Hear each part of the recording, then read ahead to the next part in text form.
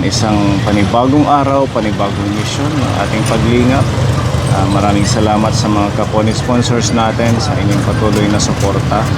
Ayan, kahapon natapos po ang ating house blessing sa ating pabahay kay Tatay Antonio.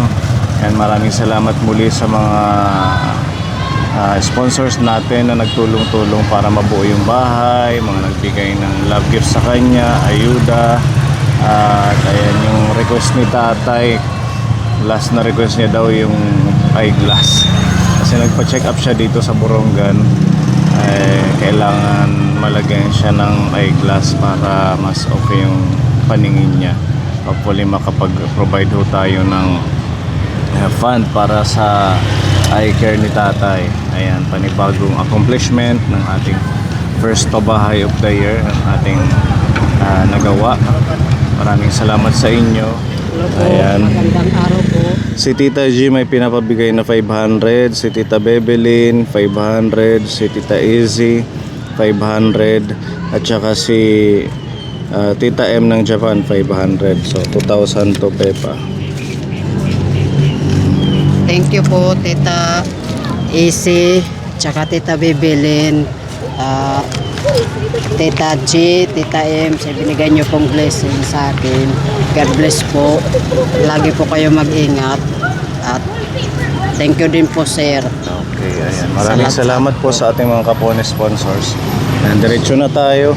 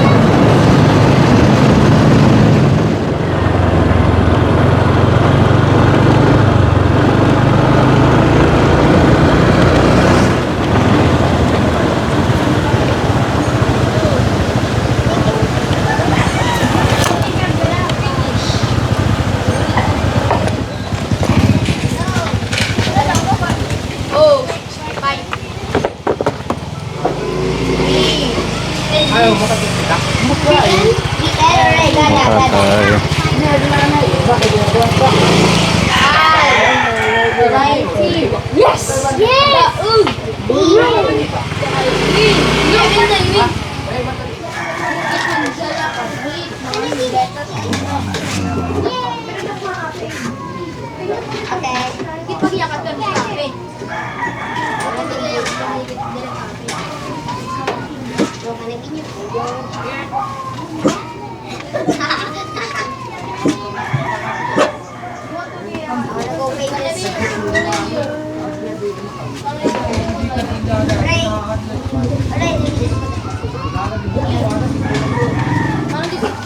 Hinalahi ag borol. Opo, sir, kay Ate Kihabalan. Ang masikip sa bahay. Oo, mas masikip. Kailan siya nawala? Sabado, madaling araw. Sa Ng Valentine's Day po. Nung Valentine's Oo, Day. nakumpine siya 13 ng hapon, mga alas 5. Tapos nung pasado alas 12 na po doon. Wala na siya nung atrese. Opo. Bakit anong naramdaman niya? Tatay? Ay, kasi bedridden na po siya eh. Bumalik nga kami nag-chemo nun sa Tacloban. Noong last year, 2025, natapos yung chemo niya. October 28. Tapos hindi na po nakaya yung pagkano niya. May ano na nga nun eh. May CT scan, hindi na po siya nati-CT scan. Inulit yung kanyang chemo? Oo, bumalik nga yung stage 4 na po. Yung lungs niya may tubig. Tapos yung buto niya, abot na yung cancer na po. Pati sa buto niya? Opo. Talagang pumayat na nga nasa ilna eh. Akala ko nag-okay na siya. Oo nga, hindi sukat akalain siya. Talagang delikado talaga yung cancer. Kasi nung huling vlog natin sa kanya, nung di ba nagdala pa kami ng bigas, Talagang okay bumalik man yung siya. cancer. Opo. Hindi talaga pagkakatiwalaan yung sakit na yan. Kahit gawin na lahat, Oo, oral chemo, wala. radiation. Kala ko nga nung okay na po siya. So anong oras siya nawala nung 14 ng Valentine? Madaling opo, madaling araw, nawala na siya ng buhay, mga alauna Saan sa hospital na? sa Bordok po. Sa Burong Oo, gusto niya sa Bordok. Bilin-bilinan niya, hindi paglagyan ng tubo. Hindi ko na yan pinalagyan. Hindi mo na pinag Okay, kasi sabi niya, huwag niya akong palalagyan ng tubo. Mahirap po na yun. Tinapad ko naman yun. Nagpapampers na po, wipe, tsaka yung sinusubuan na lang yung pagkain. Yung pag-iinom niya, umano lang kami ng straw. Ilang buwan naging ganon? Ano na, yung December, may higa na yun. October, parang pero tumatayo pa rin yung December na hanggang January, ngayong February. Talagang inaalalayan na lang namin. Kiramay kami tatay. Salamat po rin. Dako gudan niyo sakripisyo ay Bumigay na yung katawan niya. Hindi na nakaya. so may na kayo ng living schedule. Sa wala pa po. Ngayong magmimisa, magtatanong ako kung anong oras ang pari sa niya schedule. Kasi puunahin muna yung pari bago yung anyosa. Kasi sumusunod naman yung anyosa. Baka doon sa anyosa, mayroon din sila schedule na gano'n. Pero naka-imbalsa mo siya ng 9 days, gano'n. Opo. So pwedeng sundin yung 9 days, Opo. Tapos yung yung mga service ng funeral, buti nakapag kayo. Hindi may pa kami noon eh. Kasi yung nila, 25,000 ito. Yung Handong service. Lunes, naningi ako sa sa DSWD. 15,000 lang po. 15,000 yun. Paghati naman ito, nag-down payment ako ng 5,000, umutang ako. Kaya mayroon pa. Ay, Meron pa kayong 5,000 pa o bayaran na 5,000. Mm. Yung niya, yung bill niya sa Bordok, 18. Hindi ko pa linakad kasi nung Lunes, kasi Sabado Domingo walang opisina. Nung Lunes, inuuna ko to, nung Boreal. Bukas ko na yung lalakarin, Nung dinala niyo siya nagpadala siya sa doktor nung Oo. 13, ano nang nararamdaman niyo? talagang, mahina na po siya. Wala siya mismo ang nagsabi or kayo na yung dalhin niya na nag-desisyon? ako. Si Lian po, nandun yan sa ISO, tinawagan ni Limar. Umuwi ka, papadala si mama sa ospital. Sige, Limar, tumawag ka ng ambulance. Pupunta na lang si Lian sa hospital, dadalhin na lang natin. Nung dumating kayo, hindi siya nilagyan or kayo mismo din yung hindi nagpalagay ng tubo? Linagyan kaagad ng oxygen. Oxygen.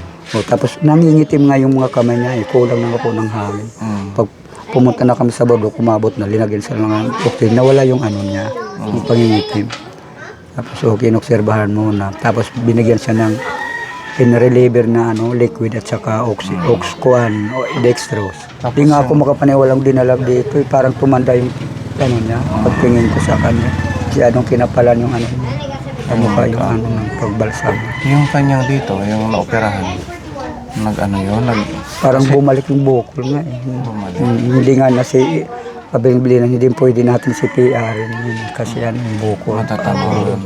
Tapos nung nakita ko din nung huli, meron siyang mga bukol na din. Oo, hindi rin.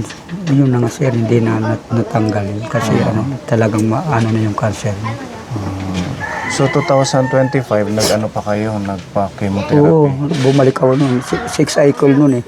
Kasi Saan yung lang? 6 Sa Tacloban? Oo, sa ABMC. Yung 6 cycle na yun sir, hindi katulad nung una nga malakas siya na every 21 days. Yung niya, every month o every weeks kasi 3 beses kami pumupunta dun sa kasi hindi pinupol yung medisina niya kasi hinang-hina na siya eh. Hindi pinupol ka, pabalik-balik kami. Kumbaga, dinidivide yung Oo, dinidivide na lang yung medisina sa Para kanya makaya para na. makaya lang. yung 6 dito kami cycle na yun na nagawa lahat. Oo. Tapos yung CT scan yung hindi na. Oo, kasi hindi na niya nakaya. Talaga hindi pwede magtiwala sa sakit na yan. Akala mo, Bumabalik ko. ang cancer na pag na-operahan, na chemo, Nakiyot sa na radiation okay na.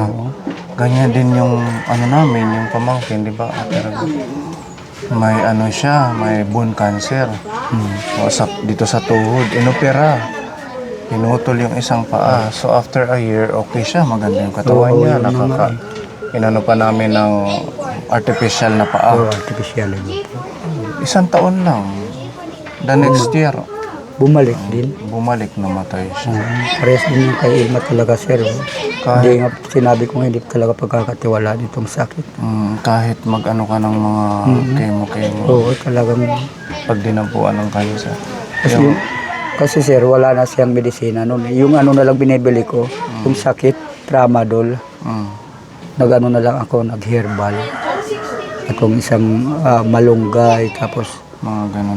lakdan, tumirik, Sambal. at saka limon. Pinipiga ko yan, yung katas yung iniin. Hindi rin na ano. Talagang bumabalik siya. So talagang punong-puno na yung ano niya, ang ano ng baga niya ng cancer. Abot na yung, kasi biro mo sir, hanggang dito nagpapahilot yan, masakit raw. Papahilot ng mga katawan niya kasi masakit. Papakamot, Yung siguro yung parang ano ng cancer. Parang yung pain niya. Lalo na sa gabi kasi doon yun Opo. nag-trigger. Kaya nga nung nandoon kami sa sa Tacloban, nagresita nung doktor ng tramadol kasi masakit daw yun. No? Ngayon nang binibili ko dito nung natapos ng chemo. Nung na-admit na siya, ano na may pin-reliever na liquid, injectable na nga para hindi kumano siya. Kanon din yan. Hindi niya naantay ang pag-graduate ni Lian. Opo ngayon, kaarawan niya ngayon yan. 17, kaarawan ni Elma. Birthday niya ngayong araw. 17 nga, andyan sa ano. Sabi ko, February 17. Oo, 1978. February 17 na yan. Hindi ni Nana Elma ngayon. Kantahan natin. Pwede ba yung kantahan? Hindi ko nga po alam sir, huwag na natin. Huwag na natin kasi ano na. Oo, Happy birthday na lang, Nanay Elma. huwag na natin kasi. Ayan. Bawal natin videohan kasi Mm. baka ma-censor tayo ng YouTube. Magpakatatag lang tayo. At saka plano ng ating Diyos kung bakit maging ganito hanggang ganito na lang yung binigay na buhay sa kanya. Ina-acceptar ko naman po yun sir, kasi ganun yung sakit niya talagang, talagang mahirap nga. Kasi ilang taong kami nagsasama, nagpapa-hospital, talagang pinupad naman yun. Kaso lang talaga, hindi na nakaya ng katawan niya. Napakadakilang asawa mo kasi ang tagal ng panahon yung pabalik-balik sa ospital. Opo. Hindi mo siya iniwan, although napapagod tayo, pero hindi mo pinakita sa kanya. Umayaw. Pagkus tinulungan mo siya, binigyan mo siya ng way na maging kahit paano. Alam na natin na malala na yung sakit niya, pero nandiyan ka pa din. Nag-guide sa kanya hanggang sa huling buhay niya. Kaya masaya yan si Nanay Elma sa sakripisyo mo. Tsaka andyan naman yung mga anak niyo, Yun na lang. yung alaala niya, at saka magtulungan na lang kayo. Sila Ilian sana makatapos. yun na lang. Third year na siya, di ba? Opo. 1 taon na lang makatapos. Si Elimar ngayon, graduate din yun po. Nag-OJT si Elimar na. OJT na. Ngayon yung pangarap niya sa mga anak niya, di ba? Sa mga anak ninyo na maging makatapos, makapaghanap buhay. Maraming salamat na lang po sa tulong nyo kay Elma. Ay binigay nyo sa amin at saka sa kanya po. Yes! I got it! bro. You have friend, me too. Ngayon, kapon, isama po natin si Nana Elma, ang kanyang kaluluwa sa ating mga prayers. maging magaan yung pagtawid niya at maging maluwalhati kung saan man siya ngayon. Tapos continue naman yung pagdadasal dito mula nung dinala siya hanggang 40 days yan, di ba? Salamat po sa mga kapunin natin na naging bahagi ng pagtulong kay Nanay Elma mula nung una natin siyang nakilala hanggang sa ito. Sa huling sandali, maraming salamat po sa inyo na nabigyan natin ng mga ngiti at pag-asa si Nanay Elma sa gitna ng kanyang karamdaman. Meron dito pinapaabot ang ating mga sponsor, Tatay Lino, para makatulong sa iba pang paggagamitan nyo. Si Tita Donna, may pinapabigay na 1,000. Si Tita Alice, 1,000. Si Tita Fedy, 1,000. At saka si Tita M, 1,000. Para makadagdag sa mga babayaran pa. Kung ano man, yung sa funeraria. Maraming salamat po sa ibinigay niyong tulong kay Ilma. So, sa amin po, saka sa mga bayarin po sa bayad na po kami sa Boreal. Condolence po. Salamat po, sir. Ang buong Kaponi. Opo, salamat po, sir. Salamat, Ma'am Ruby. Salamat. Salamat po. Salamat po na lang po. Magpakatatag lang po kayo. Salamat po. Gabayan mo na rin yung mga anak ko. Salamat din, Pepa. Salamat. Ma'am, salamat po. Katatag at matawag sa mga anak mo. Mapapakatlang na lang. Masaya na siya ngayon, Tatay. Yan na lang yung isipin niya. Natapos na din po yung paghihirap niya. Kasi talagang pagtingin sa kanya.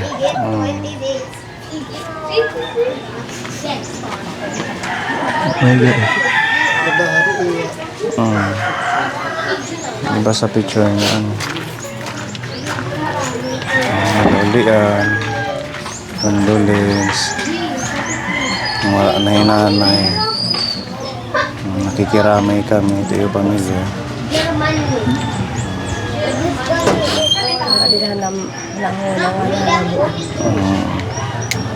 Tigdaan, biglaan. Wala siyang mensahe sa'yo no Valentine's Day. Tanggap niya na din po. Tanggap niya na yung sitwasyon. Pero okay pa siya nung bago mag-Valentine's, nag-uusap-usap pa kayo. Hirap na po siya makapagsalita. Pangarap na din. Basta magtapos lang kayo ng pag-aaral. Yun yung wish niyo. Ang pangarap na sa inyong mga anak na makapagtapos ng pag-aaral. Kiraman ka. Sabihin mo na lang kay Elma. Babay na na Elma. No more pain. Para pa schedule it lobong ano. Kung ang pangat niya na tapos po ang 9 days, 23 Lunes. 23. Nagtatanong po kami kay Father kung kailan yung available na. Saan siya sa simbahan? Dito po sa simbahan at sa Lacson. Sa Luksoon yung... Basta yung kanabong doon maglilibing sa Anahaw sa Lukso. Yung sa pagsimba sa kanya dito. Okay. Sa chapel. Dito magmimisa po. Gusto ko nga mga alas 2 ng hapon. Alas 2. Opo, kung anong schedule po ng pare. Sana maganda yung panahon. Opo. Balls. 9. 47 siya ngayon. 48 po, birthday niya po ngayon. Po 48 na po siya. Kasi Happy birthday, Nana Elma. Happy birthday in heaven.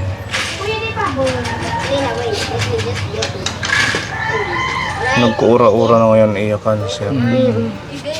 ito nga po sir, yun dito, bukol yan. Bumagsak yung immune system. Tsaka dahil din siguro sa yung mga kahit nakikimo parang nag-degenerate na naman yung cancer. Kaso yun na nga yung yung bukol bumabalik din, kaya bumabalik yung cancer. Talaga ko ang good. Hindi mo pwede pagkatiwalaan talaga yung cancer. Ganyan din si Nanay Marie. Yung nanay ni Jackie, noong December naman namatay.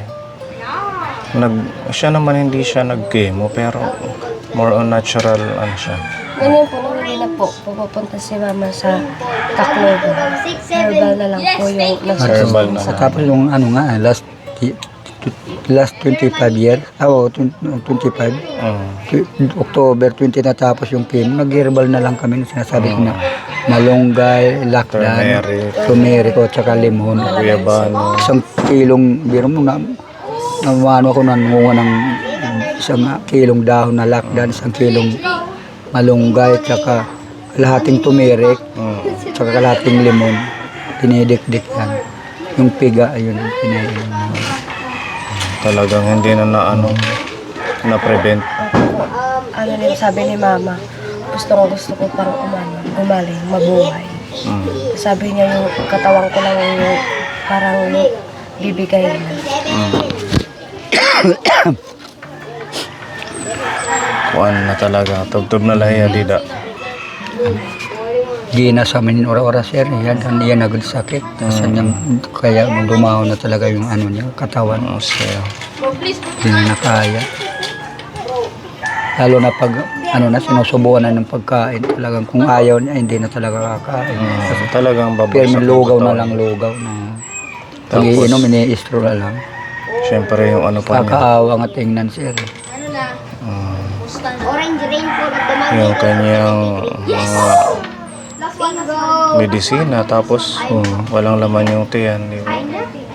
Mas lalong magkakaroon ng problema sa niya, organs. Nakikiramay ang buong Kapone sa pamilya ninyo. At saka, na lang, babalik na lang kami. I-message mo na lang kami kung kailan yung living Blanco. para makaanuman lang kami. Orange rainfall at the mountain.